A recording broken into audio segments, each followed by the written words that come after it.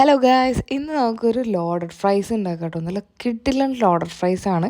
അതിന് വേണ്ടിയിട്ട് നമുക്കൊരു ചിക്കനിലേക്ക് കുറച്ച് എല്ലില്ലാത്ത പീസിലോട്ട് നമ്മളിതുപോലെ കുറച്ച് മുളക് പൊടിയും മഞ്ഞൾപ്പൊടിയും ഉപ്പും കൂടിയും മിക്സ് ചെയ്തിട്ട് ബട്ടറിൽ ഇതുപോലെ ഒന്ന് ഫ്രൈ ചെയ്തെടുക്കണം കേട്ടോ. അപ്പോൾ അത് ഫ്രൈ ആവണ നേരത്ത് നമുക്ക് തൊട്ടിപ്പുറത്ത് വേറൊരു ചീൻചട്ടിയിൽ നമ്മുടെ ഫ്രഞ്ച് ഫ്രൈസ് നമുക്കൊന്ന് വറുത്ത് കോരിയെടുക്കാം.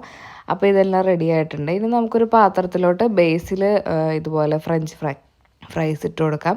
പിന്നെ അതിൻ്റെ ടോപ്പിൽ നമുക്ക് ചിക്കൻ വറുത്തത് ഒന്ന് ക്രഷ് ചെയ്തിട്ട് ഇട്ട് കൊടുക്കാം.